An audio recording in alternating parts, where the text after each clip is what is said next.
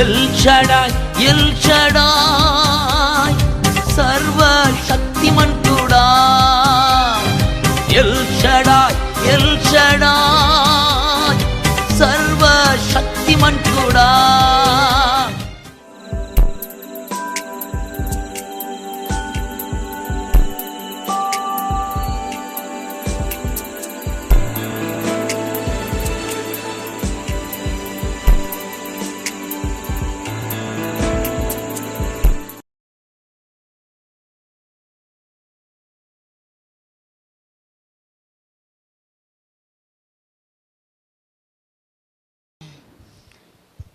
హెబ్రీయులకు రాసిన పత్రిక 11వ అధ్యాయం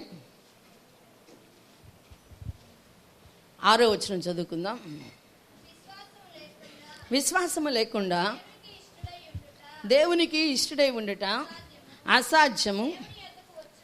దేవుని యొద్దకు వచ్చువాడు ఆయన ఉన్నాడనియు తన్ను వెదుకు వారికి ఫలము దయచేవాడనియు నమ్మవలెను కదా. ప్రార్థన చేసుకుందాం. పరిశుద్ధుడా, జీవాధిపతి, మహోన్నతమైన ప్రభా, ఈ సమయంలో ప్రభా నీ వాక్యపు వెలుగులో నువ్వు నాతో మాతో మాట్లాడమడుగుచున్నాను. ప్రతి ఆటంకం యేసునామములో బంధించమని యేసునామము నిడుకొని ప్రార్థన చేస్తున్నాం తండ్రి. ఆమేన్. విశ్వాసము లేకుండా దేవునికి ఇష్టడై ఉండుట అసాధ్యము.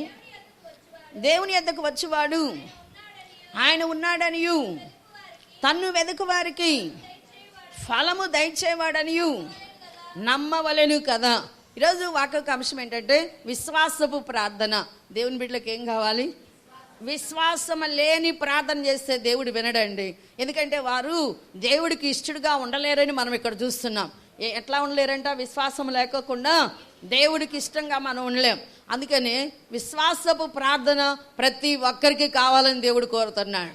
మనం ప్రార్థన చేస్తూ ఉంటాం, కానీ ఏ ప్రార్థన కావాలి? మనలో విశ్వాసపు ప్రార్థన కావాలి. అయితే ఈ ప్రార్థన మరి ఎప్పుడు ఉంటుందా? మనం చూస్తే ఇలాంటి ఏమన్నా కూడికలు స్పెషల్గా ప్రార్థనలు ఏమన్నా ఉన్నప్పుడు మంచిగా ఆత్మలో బలపడతా ఉంటాం, విశ్వాసంతో ఉంటాం, దేవుణ్ణి అడిగేటువంటి విషయాలు అడుగుతూ మరి పొందుతూ ఉంటాం. దేవుని స్తోత్రం, మంచిదే. అయితే ఈ యొక్క విశ్వాస ప్రార్థన ఇంకా అభివృద్ధి పడాలి అని అంటే ఈరోజు నా 3 ముఖ్యమైనటువంటి విషయాలు మనం తెలుసుకుందాం. ఎందుకంటే విశ్వాస ప్రార్థన ఎప్పుడు కూడా ఉండాలి. ఎందుకంటే దేవుడికి ఇష్టలుగా ఉండకోకుండా మనం బ్రతికి ఏం ప్రయోజనం అండి? భూమి మీద దేవుడికి ఎట్లాగా ఉండాలి? మా ఇష్టలుగా ఉండాలి. ఇష్టలుగా ఉండాలి అని అంటే ఏం కలిగి ఉండాలి? విశ్వాసం కలిగి ఉండాలి. అందుకని దేవుడికి మరి విశ్వాసం లేకోకుండా మనం ఇష్టలుగా ఉండలేం. మరి అందుకనే ప్రతి ఒక్కరం కూడా విశ్వాస ప్రార్థన ఏం చేయాలి అని అంటే దాన్ని మరి అభివృద్ధి కలుగుతూ ఉండాలి. దాన్ని అంతటితో ఆపేసేవారిగా ఉండకూడదు. ఒకసారి మనం పొందుతున్నాం, మంచిగా దేవుడు కార్యం చేశాడు నా ఎడల అని మనం ఏం చేస్తాం? దేవుడు నామలో సాక్ష్యం ఇస్తాం. మంచిదే, ఇవ్వాలి కూడా సాక్ష్యం. అయితే తర్వాత మళ్ళా మరి సమస్య రాగానే, మళ్ళా కొద్ది రోజులు అయిన తర్వాత సమస్య రాగానే మనం ఏమైపోతున్నాం? మళ్ళా డల్ అయిపోతున్నాం. అలా ఉండకోకుండా ఈ ఉపవాస ప్రార్థనలో పరిశుద్ధాత్మ దేవుడి దగ్గర మనం ఎలాగుండాలనేది మనం నేర్చుకోవాలంటే విశ్వాస ప్రార్థనలో అభివృద్ధి మనలో కనపడాలి. ఏం కనపడాలి? మనలో అభివృద్ధి మనలో కనపడాలి. ఈ అభివృద్ధి కనబడడానికి 3 ముఖ్యమైనటువంటి విషయాలు ఉన్నాయి. ఈ 3 ముఖ్యమైన విషయాలు మనం తెలుసుకుందాం. ఎందుకనంటే మనలో అవి ఉన్నప్పుడు మనం ఎప్పుడు కూడా ఎలాగుంటామంటే దేవుడు నా మహిమార్థమై ఎప్పుడు విశ్వాసంలో ప్రార్థన చేస్తాం. ఎందుకంటే కొన్ని సందర్భాలు వచ్చినప్పుడు దేవుని బిడ్డలు విశ్వాసంతో ప్రార్థన చేసి వారు ఖచ్చితంగా వారు అనుకున్నది సాధించడానికి దేవుడు వాళ్ళకి కృప చూపి ఉన్నాడు. ఎందుకంటే సమస్తం నీ చేతిలోనే నా చేతిలోనే యేసయ్య పెట్టి ఉన్నాడు. అది ఎంచుకోవాల్సింది ఎవరు అంటే నీవు నేనే, మనమే ఎంచుకోవాల్సింది. దేవుడు చేయవలసినవన్నీ చేసి ఆయన ఏం చేస్తున్నాడు? ఆయన ప్రశాంతంగా ఉన్నాడు. నా బిడ్డలు ఇంకనైనా తెలుసుకుంటారా అని చెప్పి ఎదురు చూస్తూ ఉన్నాడు. అందుకని మనలో దేవుడి దగ్గర మొట్టమొదట మనం ఆయనకి ఇష్టలుగా ఉండాలి. మరి ఆయనకి ఇష్టలుగా ఉండాలంటే ఏం కావాలి? విశ్వాసం కావాలి. ఈ ప్రభువు కూడా మనం ఈ అధ్యాయంలో చూస్తే ప్రపంచాలు నిర్మించింది విశ్వాసం ద్వారానే మనందరికీ తెలుసు. మనకన్నా పూర్వీకులైనటువంటి దేవుని బిడ్డలు విశ్వాసం ద్వారానే సమస్త కార్యాలు చేశారని మనందరికీ తెలుసు. అయితే ఆ విశ్వాసం ఎలాగుండాలి అని అంటే ఇంకా అభివృద్ధి జరగాలి అని చెప్పి దేవుడు చెబుతున్నాడు. ఈ అభివృద్ధి మనలో జరగకోకుండా ఆగిపోవటం వలన మనం ఇంకా ఏం చేయలేకపోతున్నాం? ఇంకా కొన్ని కార్యాలను మనం పొందలేకపోతున్నాం. చూడబోతున్నాం. అయితే మనం అందరం కూడా పరీక్షించుకోవాల్సింది ఏంటిదని అంటే అభివృద్ధి జరగాలి. విశ్వాస ప్రార్థన విషయంలో ఏం కావాలి? అభివృద్ధి జరగాలి. అయితే అభివృద్ధి జరగాలి అంటే మొదటిగా మనం తెలుసుకోవాల్సిన విషయం ఏంటని అంటే మొట్టమొదటిగా ఏ విధంగా అభివృద్ధి చేసుకోగలము అని అంటే మన గమ్యం మరి విశ్వాసం వైపు ఎలాగుండాలి? సూటిగా ఉండాలి, గురి చూసేదిగా ఉండాలి అని చెప్పి దేవుడు చెబుతున్నాడు. ఎలాగుండాలి? మొట్టమొదటిగా గురి చూసి, మొట్టమొదటిగా మనం ఎప్పుడు కూడా గురి చూసి మరి ఉన్నామనుకోండి మన గమ్యం వైపు, అంటే నువ్వు దేని కొరకు ప్రార్థన చేస్తున్నావో దాని మీద ఏం కలిగి ఉండాలి? గురి కలిగి ఉండాలి. దేని కొరకు నువ్వు ప్రార్థన చేస్తున్నావో అది ఏ విషయమైనా సరే నువ్వు ప్రార్థన చేసేటప్పుడు దాని మీద ఎలాగుండాలి? గురి కలిగిన వారిగా ఉండాలి. గురి చూసి నువ్వు ఎప్పుడైతే ముందుకు సాగుతావో దేవుడు ఏం చేస్తాడంటే నువ్వు అనుకున్నది దేవుడు ఖచ్చితంగా అనుగ్రహిస్తాడు.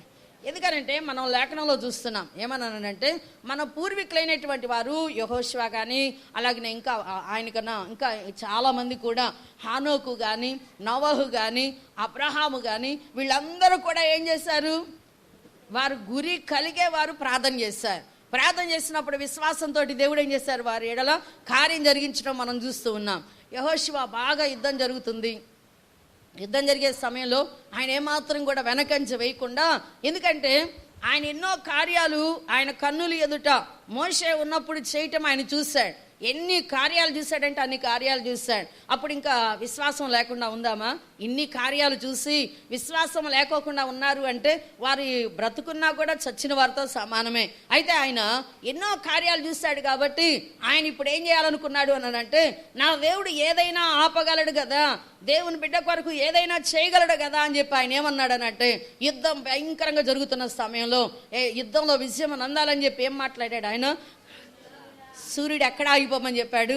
గిబియోన్లో ఆగిపో అన్నాడు. అంతే. దేవుడు నామానికే మహిమ కలుగును గాక. సూర్యుడు ఏమైపోయి ఉన్నాడు? అది విశ్వాసంతో నీవు నేను ప్రార్థించినప్పుడు దేవుడు ఏం చేస్తాడు? ఆయన ఏమైనా మోకరించాడు ఆ సమయంలో? లేదండి. నువ్వు 4 గోడల మధ్య చేసే ప్రార్థన దేవుడు నువ్వు ఎక్కడ ఉన్నా కూడా నీ ప్రార్థన దేవుడు వింటూ ఉంటాడు. కాబట్టి మరొక చోట నీకు ఆపద లేక అవసరమైన విషయాల్లో నువ్వు ఎక్కడుండి పలికినా కూడా దేవుడు ఆ ప్రార్థన దేవుడు ఆలకిస్తాడు. నువ్వు చిన్న ప్రార్థన చేసినా సరే విశ్వాసంతో దేవుడు అక్కడ కార్యాన్ని సఫలపరుస్తాడు. మరి యుద్ధంలో ఆయన మోకరించి చేయాలంటే చాలా కష్టమే. అయినా ఆయన ఏం చేస్తున్నాడంటే విశ్వాసంతో ఆయన ప్రార్థన చేశాడు. ఏమని ప్రార్థన చేశాడు? గిబియోన్లో ఉన్నటువంటి సూర్యుడా ఆగిపో అన్నాడు. అంతే. అలా ఇంకా కూడా అయ్యా లోయలో ఉన్నటువంటి చంద్రుడా నిలిచిపో అని చెప్పేశాడు. అంతే. ఆ మాట చెప్పగానే దేవుడి నామంలో ఆగిపోయినాయండి. అందుకనే మనకేం కావాలి అని అంటే మరి గురి కావాలి అంటున్నాడు యేసయ్య. అంటే నువ్వు దేని కొరకైతే ప్రార్థన చేస్తున్నావో అది స్పష్టంగా అడుగు అంటున్నాడు. గురి కలిగి ఉండటం అంటే ఏంటిది? స్పష్టంగా అడుగు అంటున్నాడు. నీకేది అవసరమైతే అది స్పష్టంగా. ఇప్పుడు యెహోషువకు అవసరమైంది ఏంటిది? సూర్యుడు ఆగిపోతే ఏం జరిగిద్ది? యుద్ధం జరిగిద్ది. యుద్ధంలో దేవుడు ఏం చేస్తాడు? విజయం ఇస్తాడు. అందుకని సూర్యుడు ఆగిపోవాలి, చంద్రుడు ఏమైపోవాలి? నిలిచిపోవాలి. ఇది ఆయనకు కావాల్సింది. అందుకని ఏం చెప్పాడు ఆయన? స్పష్టంగా ఆ మాట ఎత్తి ప్రార్థన చేశాడు. అలాగే నీ అవసరత ఏదైనా సరే విశ్వాసంతో ఏం చేసేవారికి ఉండాలి? గురి కలిగి ప్రార్థన చేయి. గురి ఇదిగో నాకు ఈ విషయంలో నేను అడుగుతున్నానని స్పష్టంగా అడుగు, దేవుడు సహాయం చేస్తాడు. ఆ స్పష్టతని చాలా మంది అడగలేకుండా ఎలాగడుగుతున్నారు? ప్రభా నా కుటుంబంలో కార్యం చేయి, నా కుటుంబంలో కార్యం చేయి అని అంటా ఉంటాం. ఏం కార్యం చేయాలా? యేసయ్య స్పష్టంగా అడుగు, దేవుడు జ్ఞాపకం చేసుకుంటాడు. ఇదిగో ఈ విషయంలో ప్రభా నువ్వు చేస్తావని, అది నీవు మాత్రమే చేయగలవని చెప్పి నేను నమ్ముతున్నాను. ఈ కార్యంలో నాకు విజయం ఇస్తున్నావు యేసయ్య, నీవు యుద్ధం చేస్తున్నావు యేసయ్య అన్నావా? దేవుడు ఏం చేస్తాడంట? దానిని చేయటానికి ఆయన సహాయం చేయటానికి పూనుకుంటాడు యేసయ్య. అందుకనే విశ్వాసం. కొద్ది రోజు ఒక కార్యం జరిగినప్పుడు విశ్వాసంతో ఉన్నాం, ఇంకా మధ్యలో మరి ఆలస్యం ఉంటుంది కాస్త, తర్వాత మళ్ళా ఏమవుతుందంటే ఈ కార్యం చేయలేదే ఇంకా దేవుడు, ఈ కార్యం చేయలేదే ఇంకా అని అనుకుంటా ఉంటాం. అయితే మనలో విశ్వాస లోపం వల్ల మనకు కార్యాలు జరగటం ఏమవుతా ఉంది? ఆలస్యం అవుతా ఉంటుందని చెప్పి మనం తెలుసుకోవాలి. అయితే మనం గమనించాల్సింది దేవుని బిడ్డలైనటువంటి వారు గురి కలిగి ప్రార్థన చేసినప్పుడు విశ్వాసంతో స్పష్టంగా ఏది కావాలో అది అడిగినప్పుడు దేవుడి దగ్గర నుండి వారు జవాబు పొంది ఉన్నారు. ఎలాగనంటే ఉదాహరణకి మనలో పాపం ఏలుబడి చేస్తుందండి. దాని విషయంలో కూడా పౌలు గారు ఏం చెబుతారనంటే, ఒకసారి రోమిలికి రాసిన పత్రిక చూడండి. రోమిలికి రాసిన పత్రికలో చూస్తే పౌలు గారు చెప్పే మాట చాలా శ్రేష్టంగా చెబుతూ ఉంటాడు. ఎందుకనంటే ఇవన్నీ మనల్ని శోధిస్తానే ఉంటాయి మన జీవితకాలం అంతా కూడా. అయినా కూడా వాటి విషయంలో మనం ఎలా ఉండాలంటున్నాడు అనంటే 9వ అధ్యాయం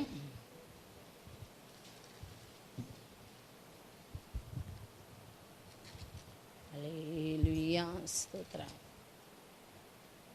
క్షమించాలి 6వ అధ్యాయం 11వ వచనం.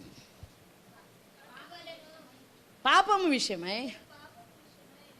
విషయమై మృతులుగాను దేవుని విషయమై క్రీస్తు యేసునందు జీవితులుగాను మిమ్మును మీరే ఎంచుకొనుడి. ఎవరంట ఎంచుకునేది? ఎవరంట విశ్వాసంతో ఉండాల్సింది? మనమే, ఎవరో కాదండి, మనమే విశ్వాసంతో ఉండాలి.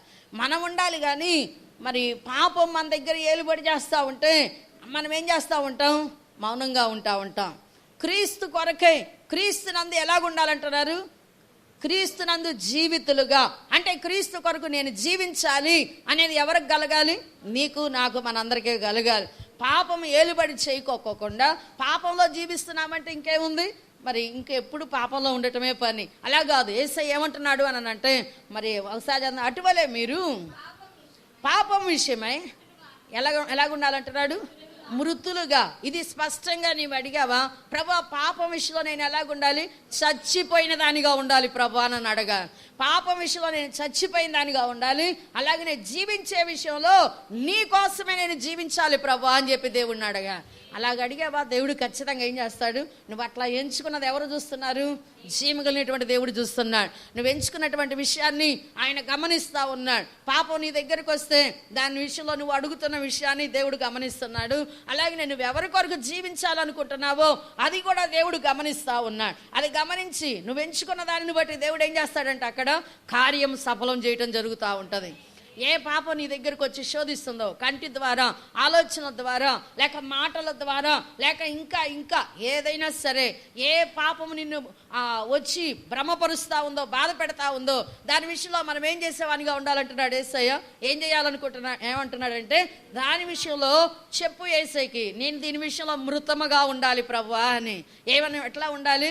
మనల్ని శోధించేది. ఎందుకంటే ఉపవాస ప్రార్థనలో ముఖ్యంగా మనం గమనించాల్సింది ఏంటిదని అంటే, మనలో జరిగేటువంటి దేవుడికి హేయమైన వాటిని మొట్టమొదట ఒప్పుకోవాలి. మనలో నాకు అది కావాలి, ఇది కావాలని అందరం కోరుకుంటాం. ఏదేదో కావాలి, అభిషేకం కావాలి, వాస్తవమే కావాలి. అభిషేకం లేకపోతే మనం ఉన్నటువంటి వాటిని ఎదిరించలేం, అవసరమే.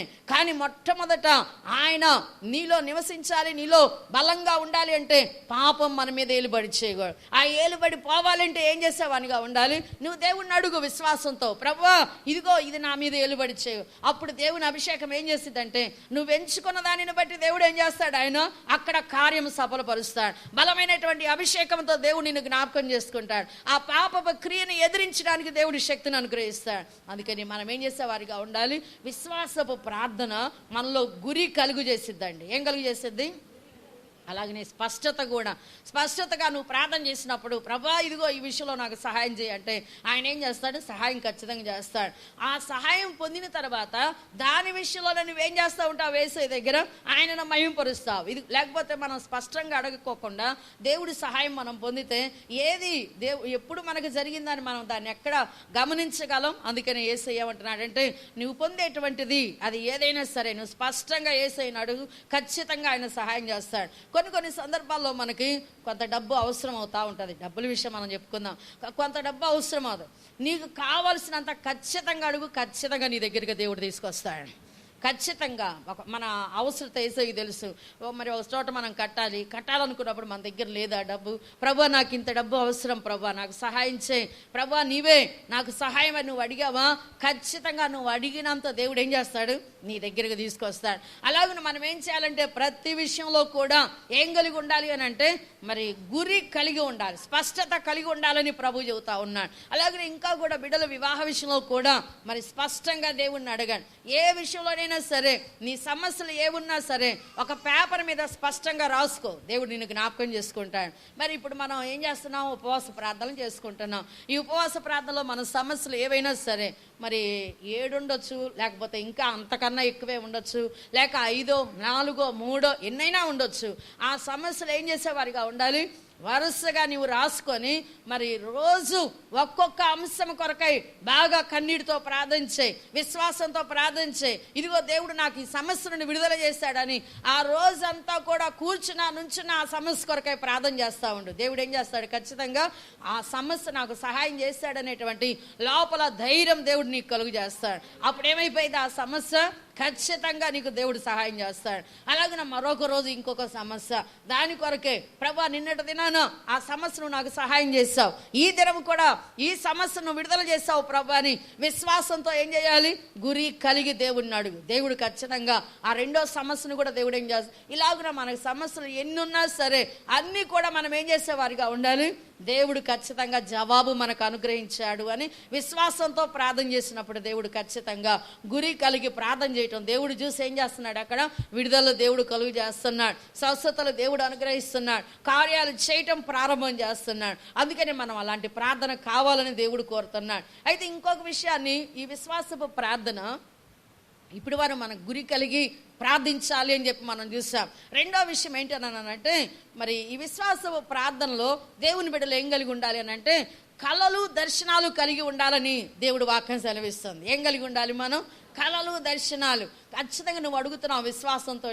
మరి గురి కలిగి నువ్వు అడుగుతున్నావు. అడిగినప్పుడు దేవుడు ఏం చేస్తూ ఉంటాడనంటే, నీకు కళల దర్శనాలు దేవుడు చూపించడం ప్రారంభం చేస్తాడు. నువ్వు అడగక మునుపు కూడా దేవుడు నీకు అనుగ్రహిస్తాడు. అయితే నీకు అర్థమైంది, ఆ తర్వాత ఆ కళలో ఆ దర్శనం దేవుడు ఇవ్వగానే నా ఎడల దేవుడు ఏం చేయబోతున్నాడు, ఈ కార్యాన్ని దేవుడు ఖచ్చితంగా నెరవేర్చబోతున్నాడని నీలో నాలో కలిగిద్ది అనమాట. ఆ కళలు ఆ దర్శనాలు దేవుడు ఇవ్వగానే. అలాగే ఇంకా కూడా ఆయన స్వరం ద్వారా కూడా మాట్లాడుతూ ఉంటాడు. ఏదేమైనా సరే దేవుని బిడ్డలకు మరి విశ్వాస ప్రార్థన రెండోదిగా మనం అందరం గమనించాల్సింది ఏంటిదని అంటే విశ్వాస ప్రార్థన అభివృద్ధి జరగాలి అని అంటే ఖచ్చితంగా ఏం కలిగి ఉండాలి, కళలు దర్శనాలు కలిగి ఉండాలి. ఎందుకంటే ఆయన మనకు అనుగ్రహించాడు, వాక్యంలోనే ఉంది. యోవేలు ప్రవక్త ద్వారా చెప్పాడు ముందుగానే, పాత నిబంధనలోనే ప్రభువు మనకు చెప్పాడు. మరి ఇప్పుడు ఇంకా ఎలాగున్నాడు, ఆయన మనలోనే ఉన్నాడు కాబట్టి ఇంకా దేవుడు గొప్పగా దేవుడు జ్ఞాపకం చేసుకుంటాడు. అయితే మనం ఈ కళలు దర్శనాలు అనేవి దేవుడు అనుగ్రహించినప్పుడు వాటిని మనం ఏం చేసేవానిగా ఉండాలి, నమ్మేవారిగా ఉండాలి. ఒకవేళ ఒక చెడ్డ కళ దేవుడు నీకు చూపించాడు అనుకో, చెడ్డ కళ ఏదన్నా చూపించాడు అనుకో, మనం ఏమవుతాం, భయపడిపోతాం, బాధపడిపోతాం. అయితే యేసయ్య ఏమంటున్నాడు తెలుసా, నీవు గురి కలిగి విశ్వాసంతో ప్రార్థించే, నీకు వచ్చిన కళ గురించి దాని మీద ఏం చేస్తాడు యేసయ్య, విజయం దేవుడు ఖచ్చితంగా నీకు నాకు అనుగ్రహిస్తాడు. మనమేమవుతాం, భయపడతాం. ఎందుకు దేవుడు చూపించాడు, దాని మీద నీకు విజయం ఇవ్వాలని. అది ఎప్పుడు నీ శరీరంలో ఉండకూడదని, నీ ఆత్మలో ఉండకూడదని యేసయ్య ఏం చేశాడు, నీకు చూపించాడు. అది ఉండకూడదని, అది ఉండకూడదని దేవుడు చూపిస్తే మనమేం బాధపడతాం, నాకు చెడ్డ కళ వచ్చిందని బాధపడి ప్రార్థన చేయటం కూడా మానేస్తాం. ఎందుకని, ఆ వేదన మనలో ఉండి, ఆ చెడ్డ కళను గురించినటువంటి వేదన మనలో ఉండి ప్రార్థన చేయటం కూడా మానేస్తాం. అయితే దేవుని బిడ్డలు మరి ఆధ్యాత్మికంగా దేవుని బిడ్డలు మరి వారి అనుభవం ఉంటుంది కాబట్టి అట్లా ఉండకోకుండా ఏం చేసే వారికి ఉండాలంటే, మరి కళలు దేవుడే కదా చూపించేది, ఈ కళల విషయంలో నేనేం చేయాలి, ప్రార్థన చేయాలని. నువ్వు ఎప్పుడైతే విశ్వాసంతో దేవుడు చూపించిన ఆ కళను గురించి ప్రార్థన చేశావో, ప్రభు ఇది నా మధ్య ఉండకూడదు, నా కుటుంబం మధ్య ఉండకూడదు, నా ఆత్మలో కూడా ఇది ఉండకూడదని నువ్వు ప్రార్థన చేస్తే విశ్వాసంతో దేవుడు ఏం చేస్తాడు, ఖచ్చితంగా దేవుడు సహాయం చేస్తాడు.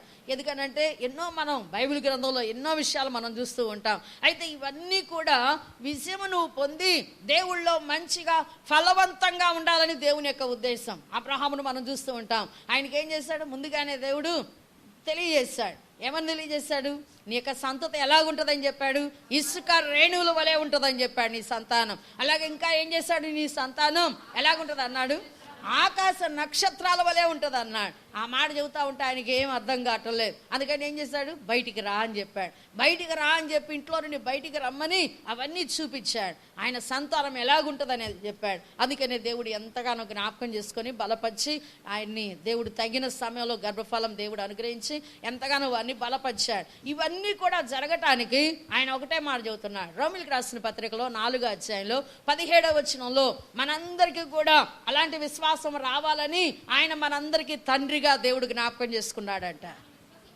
తాను విశ్వసించిన దేవుని ఎదుట అనగా మృతులను సజీవులుగా చేయవాడును, లేని వాటిని ఉన్నట్టుగా పిలిచిన వాడునైనా దేవుని ఎదుట అతడు మనందరికీ తండ్రి అయి ఉన్నాడు. నిన్ను అనేక జనములకు తండ్రిగా నియమించితిని అని అందుకు ప్రమాణంగా రాయబడి ఉన్నది. ఏమంటున్నాడు అక్కడ ఆయన? మనందరికీ తండ్రిగా ఉండటానికి కారణం ఏంటిది అని అంటే ఆయన ఎట్లాగున్నాడంట అమ్మ? ఎలాగున్నాడు?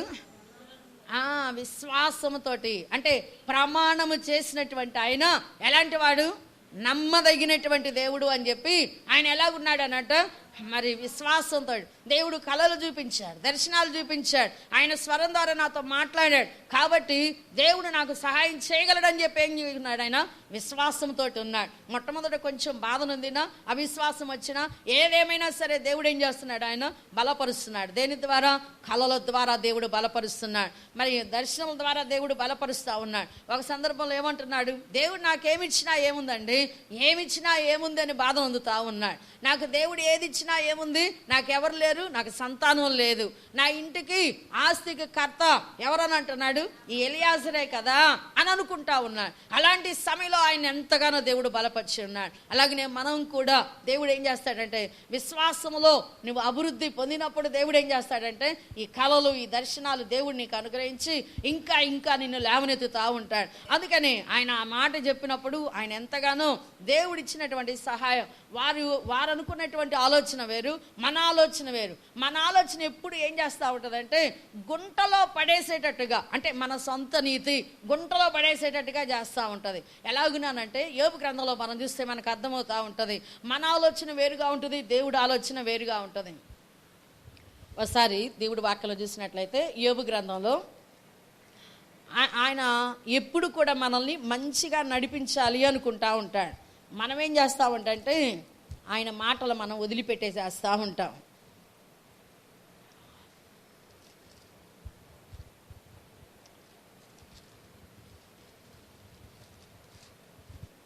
వాగుర్ల మీద నడిచేటువంటి వారిగా మనం ఉంటాం.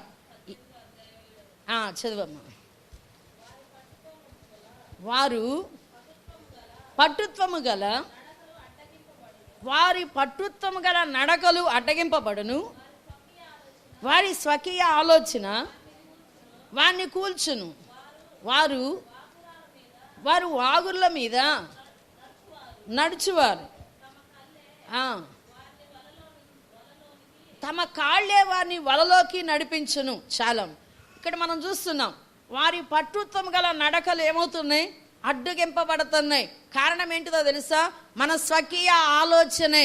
మనం పట్టుత్వం కలిగినటువంటి మనం అనుకున్నాం, పట్టుత్వంతో ప్రభు దగ్గర ఉండాలి, మంచిగా నడవాలి, ప్రభులో జీవించాలి, మంచిగా విశ్వాసంతో ఉండాలి అని అనుకుంటా ఉంటాం. అయితే మనల్ని బాధ కలుగు చేసేవి ఏంటి అని అంటే మన సొంత ఆలోచనేనండి, మన సొంత నీతే మనల్ని ఏం చేస్తూ ఉంటుందంట?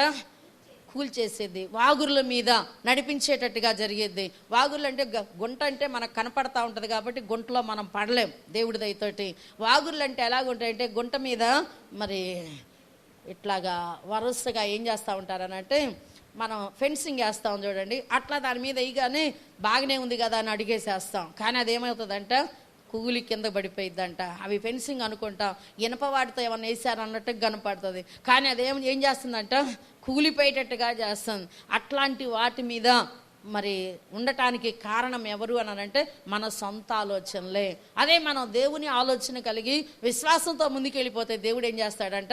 మంచిగా నిన్ను నన్ను నడిపిస్తాడు. అలాగనే అబ్రహామును నడిపించాడు, అలాగనే నోవాహును కూడా నడిపించాడు. అది మనం చూసినట్లయితే ఒకసారి మనం చదివినటువంటి మరి హెబ్రీ రాసిన పత్రిక 11వ అధ్యాయంలో 7వ వచనం చూడండి. ఆయన ఎట్లా దేవుడు నడిపించాడంటే నోవాహుని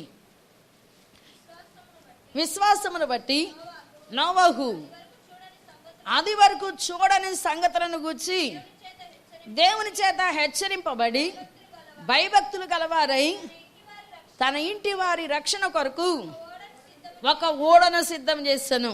దేనికంటే దేవుడు ఆయనను జ్ఞాపకం చేసుకుంది. ఇది వరకు చూడనటువంటి విషయాలు ఏం చేశాడంటే ఆయన చూసేవానిగా దేవుడు జ్ఞాపకం చేసుకున్నాడు.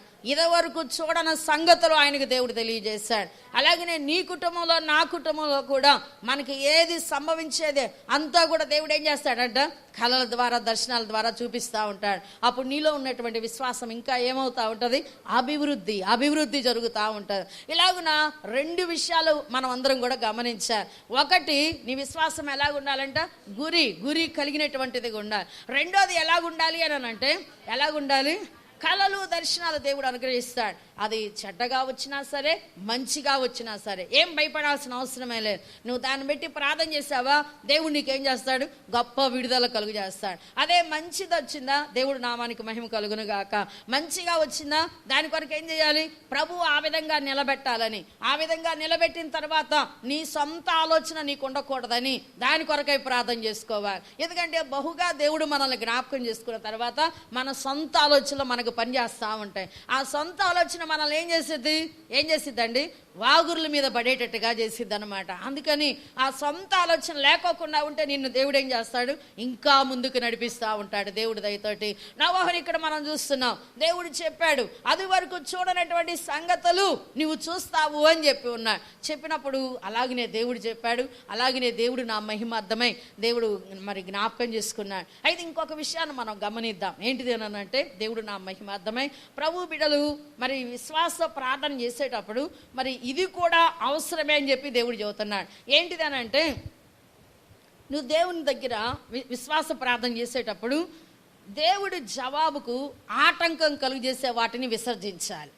ఏంటిని విసర్జించాలి, ఆటంకం. నువ్వు విశ్వాస ప్రార్థన చేస్తున్నావు బహు బలంగా, ప్రభు ఈ కార్యం నువ్వు చేసావని నమ్ముతున్నాను, ఈ కార్యం చేసావని నమ్ముతున్నానని విశ్వాసంతో ప్రార్థన చేస్తున్నావు. అయితే అదే సమయంలో ఏం జరిగిద్ది, అక్కడ ఆటంకం కలిగిద్దండి. అనేకమైన ఆటంకాలు వస్తాయి. ఏంటిది అని అంటే, ఒకసారి మన దేవుని వాక్యంలో మరి ఏలియా అనేటువంటి ఆయన ఉన్నాడు. ఆకాశం నుండి అగ్ని దింపినటువంటి ఆయన, ఎన్నో గొప్ప కార్యాలు దేవుడు ఆయన ద్వారా జరిగించాడు. ఆయన దేవుడి దయతోటి మంచి ప్రార్థనా పరుడే, విశ్వాసంతో ప్రార్థన చేసే వ్యక్తే. ఆయన ప్రార్థన చేసే దేవుడు అనేక కార్యాలు దేవుడు జరిగించాడు. అయితే ఒక సమయంలో ఆయన ఎలాగున్నాడనంటే, ఆయన ఆకాశం నుండి అగ్ని దిగిన తర్వాత ఆయన ఎంతో బాధ నొందుతున్నాడండి దేవుడి నామంలో. అక్కడ దేవుడు చేసిన కార్యం దేవుడు జరిగించాడు.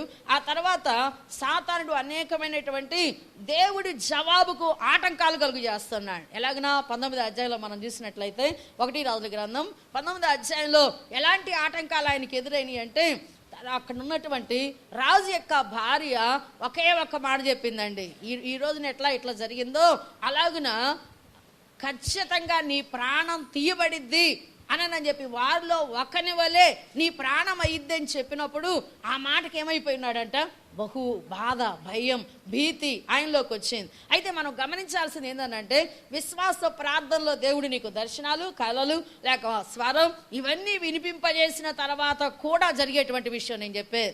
మరి ఏం జరుగుతూ ఉంటుంది అలాంటప్పుడు, అంతా దేవుడు నీకు అనుగ్రహించినా కూడా ఇంకా సాతానుడు ఏం చేస్తూ ఉంటాడనంటే, నీ విశ్వాసంలో నీ ఉండకోకుండా, నేనుండకోకుండా వాడేం చేస్తూ ఉంటాడు, అనేకమైన ఆటంకాలు కలుగు చేస్తూ ఉంటాడు. ఇక్కడ ఏం చేశాడు, ఆ యొక్క ఆమెని యజబెల్ని ఆడ ఉపయోగించుకున్నాడు. సాతాను ఉపయోగించుకొని భయం కలుగు చేసే మాటను పలికించగానే ఆయన ఏమైపోయి ఉన్నాడు, ఇది సాతాను క్రియ కదా, నిన్నటేళ్ళ దేవుడు ఎలాంటి కార్యం దేవుడు చేశాడు, అలాగనే ఇప్పుడు కూడా దేవుడు చేయబోతున్నాడు అని విశ్వాసం ఉండాల్సినటువంటి ఆయన ఈ విశ్వాస ప్రార్థనకు ఆటంకాలు కలుగుతాయండి. ఎట్లాగనే ఏలియా కన్నా మనం గొప్పవారమని కాదు కానీ, అయితే అది నువ్వు తెలుసుకుంటే దేవుడు నిన్ను కూడా గొప్ప వ్యక్తిగా దేవుడు చేస్తాడు.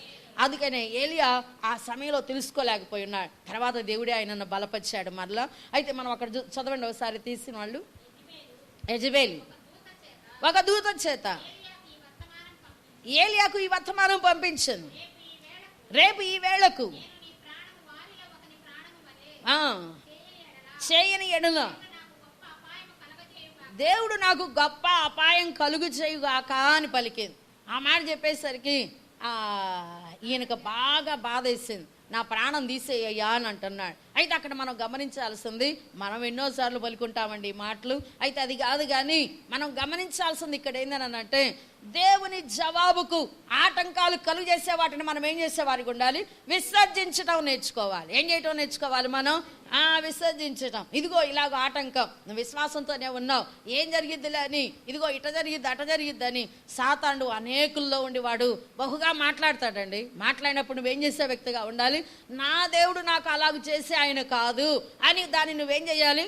విసర్జించేవానిగా ఉండాలి. నువ్వు విసర్జించినప్పుడు ఏం జరిగిద్దని అంటే దేవుడు కార్యాన్ని నువ్వు అక్కడ చూడగలవు. దేవుడు కార్యాన్ని నువ్వు అక్కడ ఈయనైతే దాంతోనే బాధపడతా ఉన్నాడు. బాధపడతా ఉంటే ఆయన మనసు దేవుడికి అర్థమైపోయి ఆయనే వచ్చి ఏం చేస్తున్నాడంట, నీ శక్తికి మించిన ప్రయాణం ఉందయ్యా, నువ్వు లే, ఇదిగో ఈ ఆహారం తీసుకొని నువ్వు లే అని చెప్పి ఉన్నాడు. అలాగనే మన జీవితాల్లో మనకు ఆటంకంగా దేవుని జవాబు పొందుకోకుండా నువ్వు విశ్వాసంతో ప్రార్థన చేస్తున్నావు, అయితే ఆ పొందుకోకుండా వస్తుంది ఆటంకం, దాన్ని నువ్వు విసర్జించు. దేవుడు నిన్ను జ్ఞాపకం చేసుకుంటాడు. అది ఏ ఆటంకమైనా సరే, ఎలాంటిదైనా సరే, ఒక్కొక్కసారి అది ఎలాగ చేసిందో తెలుసా? ఆ ఆటంకం నీ శరీరంలోనే తీసుకొచ్చి పెట్టేది. ఎందుకంటే మన శరీరమే మనకు శత్రువు అని మనందరికీ తెలిసిన విషయమే. నీ శరీరంలోనే తీసుకొచ్చింది. అలాగే నేను ఇంకా కూడా ఏం చేస్తానంటే రకరకాలుగా, ఒకటని కాదు, ఏదైనా సరే మరి విశ్వాస ప్రార్థనకి ఆటంకంగా, జవాబు పొందేదానికి ఆటంకంగా ఏదొస్తుందో అది నువ్వేం చేయాలి? కళలో దర్శనం దేవుడు ఇచ్చాడు, మంచిదే. ఒక గురి నీకున్నది, మంచిదే. కానీ ఈ ఆటంకం వస్తుంది. ఈ కళా దర్శనం దేవుడు స్పష్టంగా చూపించినప్పుడు నీకు అడ్డం వచ్చేదాన్ని విసర్జించకపోతే ఆ తప్పు ఎవరిది? నీది, నాదే. ఇంకా ఆయన చూపించాడు, ఇదిగో ఈ విధంగా చేస్తానని చెప్పి చూపించాడు. కానీ ఆ ఆటంకం వచ్చేదాన్ని విసర్జించినందువలన మనం ఏం చేయలేకపోతున్నాం? మరి విశ్వాస ప్రార్థనలో అభివృద్ధి చెందలేకపోతున్నాం. అందుకని ఈ 3 విషయాలు మనం కలిగి ముందుకు సాగిపోదాం. దేవుడి మాటలు దీవించునుగాక. ప్రార్థన చేసుకుందాం. అందరు కూడా ప్రార్థనలో ఏకీభవించండి. స్తోత్రాలు తండ్రి, కృపగలిగిన దేవా, మహోన్నతుడైన నా తండ్రి, ఆశ్చర్యకరుడవగు దేవా, అద్భుతాలు జరిగించే దేవుడా నీకు వందనాలు. ఇక ఉపవాస ప్రార్థనలో నాయన మేమందరం కూడా విశ్వాస ప్రార్థన చేయగలిగిన శక్తి మేము కలిగి ఉందము గాక. ఎందుకంటే ప్రభా, నువ్వు గొప్ప దేవుడు అయి ఉన్నావు, నువ్వు సర్వశక్తిమంతుడై ఉన్నావు. మా స్వనీతి ఆలోచనలు యేసు నామములో వెళ్ళిపోవును గాక. గురి కలిగిన వారిగా ముందుకు సాగుదము గాక. నిశ్చయంగా కళలు దర్శనాలు కలిగిన వారిగా విశ్వాస ప్రార్థనలో జీవించ గాక. నీ నామానికే మహిమ తెచ్చుకోమడుగుతున్నాను. అలాగే ప్రభా, మాకు ఆటంకంగా వచ్చేటువంటి వాటిని దేవుడు జవాబును పొందనీకోకుండా ఆటంకం కలుగు చేసే వాటిని విసర్జించే శక్తి మేము కలిగి ఉందము గాక. ఈ సమయంలో ప్రభా, ప్రతి వారిలో నీ కృపను అనుగ్రహించాను. నీ మాటలు నాలో మాలో అందరిలో కూడా ఉన్నట్లు చేయమని యేసు నామమున వేడుకొని ప్రార్థన చేస్తున్నాము తండ్రి. ఆమేన్, ఆమేన్. అందరికీ వందనాలు.